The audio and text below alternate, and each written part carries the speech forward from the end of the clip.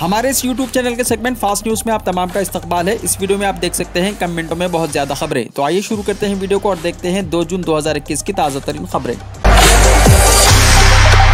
Chief minister के चंद्रशेखर राव ने रियासत तेलंगाना के 8वें यौम तासीस के मौके पर रियासत के अवाम को मुबारकबाद पेश की है। चीफ मिनिस्टर ने इस मौके पर कहा कि कई लड़ाइयों, कुर्बानियों और शहादतों के बाद जमहूरी अंदाज में अलहदा रियासत तेलंगाना का हुसूल मुमकिन हुआ। अलहदा रियासत तेलंगाना के हुसूल के बाद तेलंगाना ने तमाम शोबों में बेहतर कारकर्दगी का मुजाहरा किया।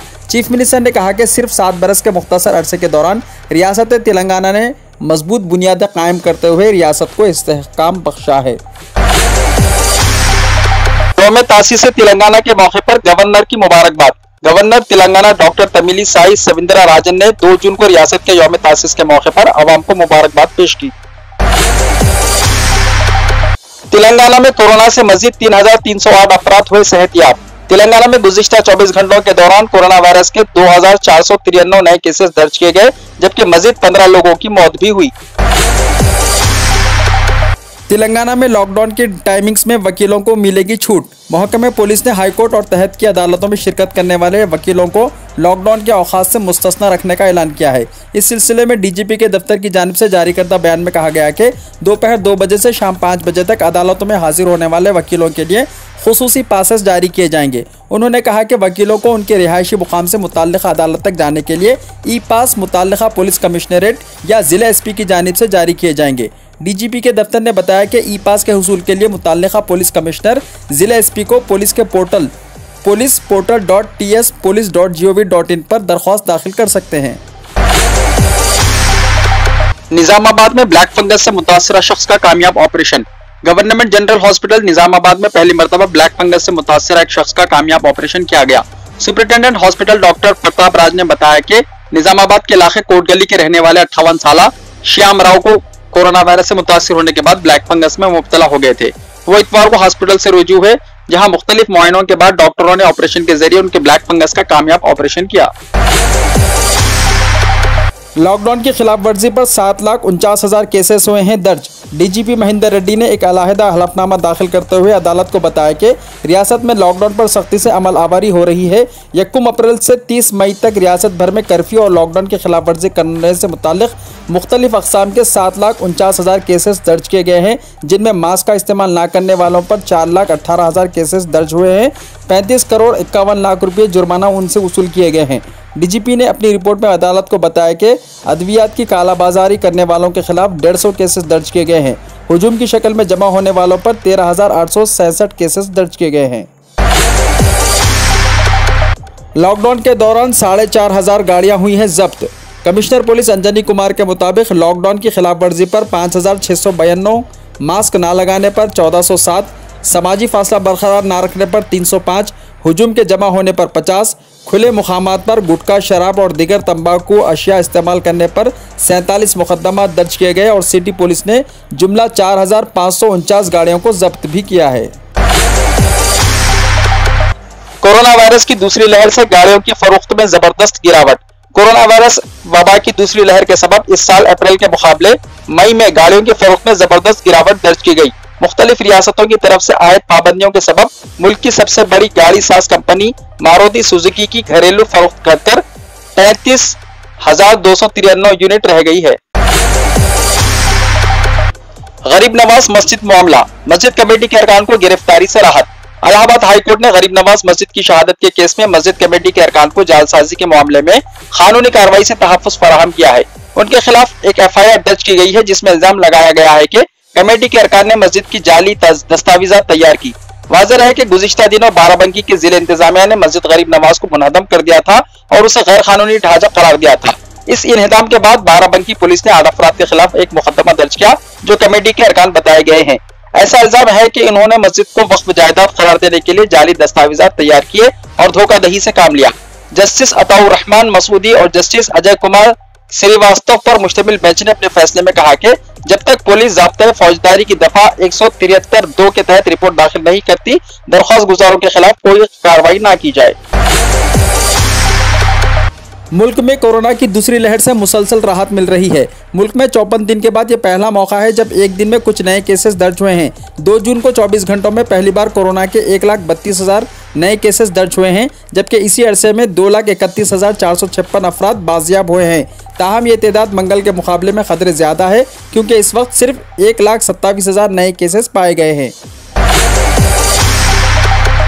मुल्क में कोरोना के खिलाफ वैक्सीनेशन में तेज़ी लाने के बढ़ते हुए मुतालबे के दरमियान हुकूमत ने कहा है कि अगले महीने के वस्त या अगस्त के शुरू में हर दिन इस वैक्सीन के 1 करोड़ खुराक दी जाएगी।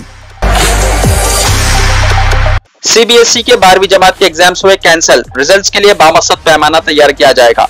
हुकूमत ने मुल्क में कोविड-19 वबा के दरमियान सीबीएसई 12वीं जमात के बोर्ड एग्जाम्स कैंसिल कर देने का फैसला किया है और वजीर आजम नरेंद्र मोदी ने कहा है कि तलबा और वालिदैन और असातिज़ा में बेचैनी खत्म करने के लिए और उनके मफाद में यह फैसला किया गया है।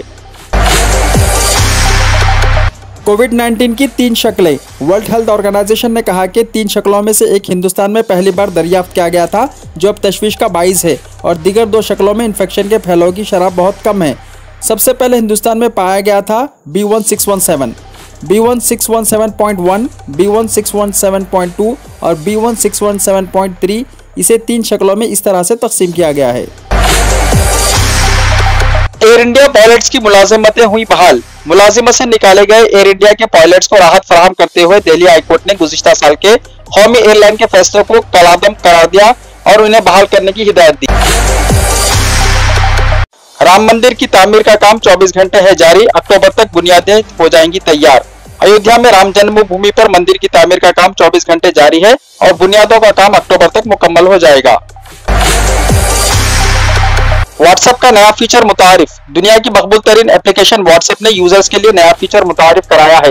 व्हाट्सएप सारिफ की सहूलत को मद्देनजर रखते हुए अपनी ऐप में नित्य नई तब्दीलियां करता रहता है, ताहम हाल ही में मुतारिफ कराया गया फीचर वक्त की कमी में काम आएगा। बहुत से अफराद पैगाम भेजने के लिए व्हाट्सएप का इस्तेमाल करते हैं। बस औक़ात बात इतनी लंबी हो जाती है कि भेजने वाला व्हाट्सएप नोट सेकंड्स के बजाय मिनटों में तब्दील हो जाता है, लेकिन अब इस तवील व्हाट्सएप को भी जल्दी सुनना मुमकिन हो गया है। व्हाट्सएप की ऐप की जानिब से वॉइस नोट की रफ्तार में तब्दीली की गई है। अब यूजर के व्हाट्सएप नोट के आगे 1:1, 1.5:2 और 2:2 मेंशन होगा। जिस रफ्तार में चाहे इसमें दूसरे की आवाज सुनी जा सकेगी।